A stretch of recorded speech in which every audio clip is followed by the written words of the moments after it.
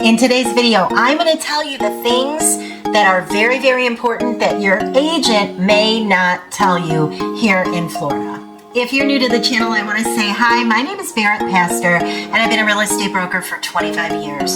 So hopefully I'm coming to you a place of knowledge and experience, and I can help you navigate your Florida home purchase. All right, so let's jump into the things that your agent may not be telling you.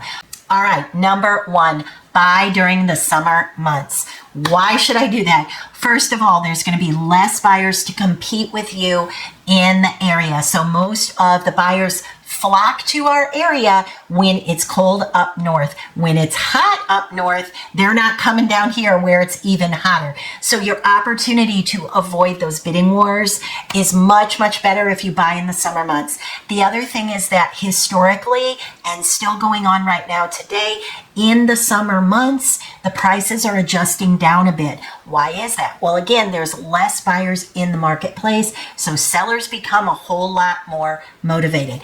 The other thing is that sellers that are going to move back up north, they don't want to move in the winter. So they're going to be more motivated to take an offer, sometimes even take what we call a lowball offer. That's when we throw those numbers that are lower in the summer months.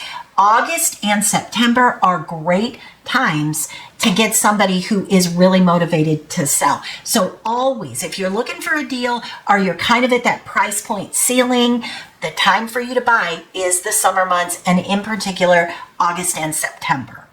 All right, number two, ask for pre-COVID comparables. So as you're trying to figure out, is this the right pricing? I know this is the pricing now, but am I paying too much? I wonder what these were going for before. Well, that before should be before COVID. So if your agent says, well, normally we price things out in terms of what everything is sold for similar in the last 4 months, that is true.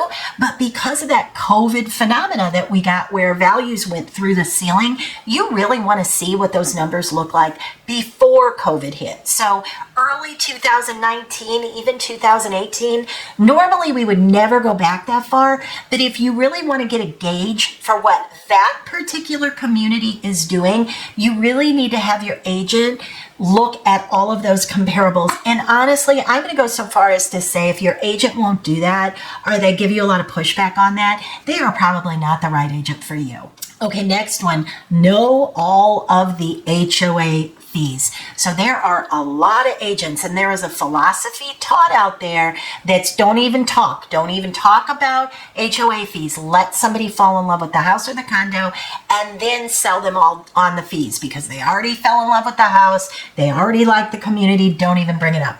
No. That is not something that I ever do. Why? Well, mainly because you need to be able to pre-qualify your own budget, your own self.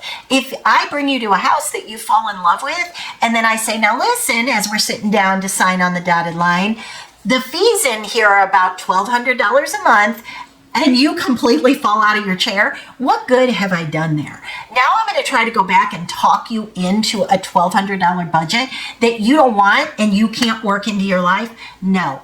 Absolutely make sure that when you are describing what you want, you're describing what you want your overall lifestyle to be. That's one of the first questions that I ask people.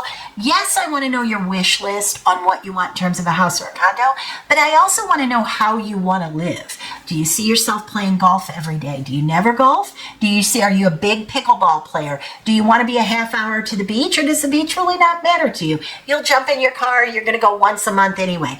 We're going to talk about all these things, and then we're going to talk about the fees. I even get down into the details of, are you a casual golfer or are you a serious golfer? Do you want golf in the community or does it matter? And if you do want golf in the community, let's talk about the fees. So I never let anyone get themselves into a trick bag to not understand the HOA fees. And when I say that, please keep in mind, there are a lot of communities here in Southwest Florida that you don't just have one, you don't just have two. Sometimes you have 3 HOA fees. That might be a recreational fee. That might be a master HOA. That might be a sub HOA to the master HOA. There are a lot of fees you can have in some of these communities. And let me tell you what, they add up quick. The other thing is some of the communities, and I actually just started working with a buyer who fired his agent because he fell in love with the community. He flew in to look at the property, and then he found out that in order to live in that community, it was mandatory that he pay a $65,000 fee. Now, guess what?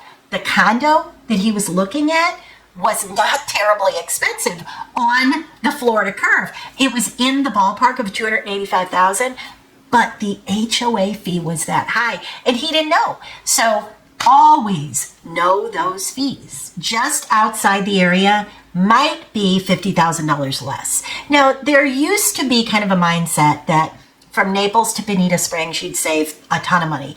That's really not the case anymore, but sometimes just outside of the community that you're looking in, you might find everything that you're looking for. One of the things that I always say is let's work to a 90% solution, because usually we're not hitting 100% of what you're looking for. If we did, we've knocked it out of the park. But how often do we knock it out of the park? Usually we can make people really, really happy, but sometimes, oh, I wish I would have paid a little bit less, or I wish I would have been a little closer to the beach. There are these kind of subtle nuances that we have to be aware of.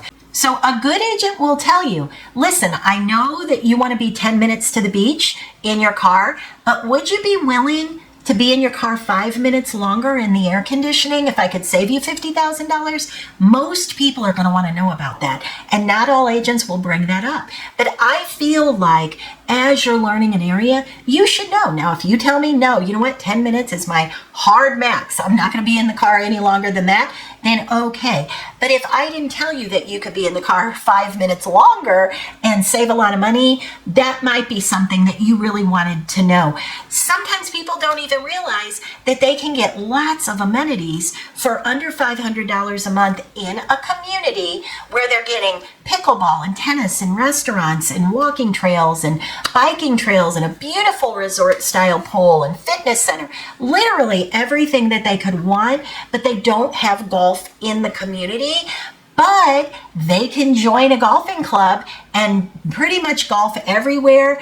I make people aware of all the public courses. Some of the communities in the off season will allow anybody to come in and golf. So these are the things that you have to know.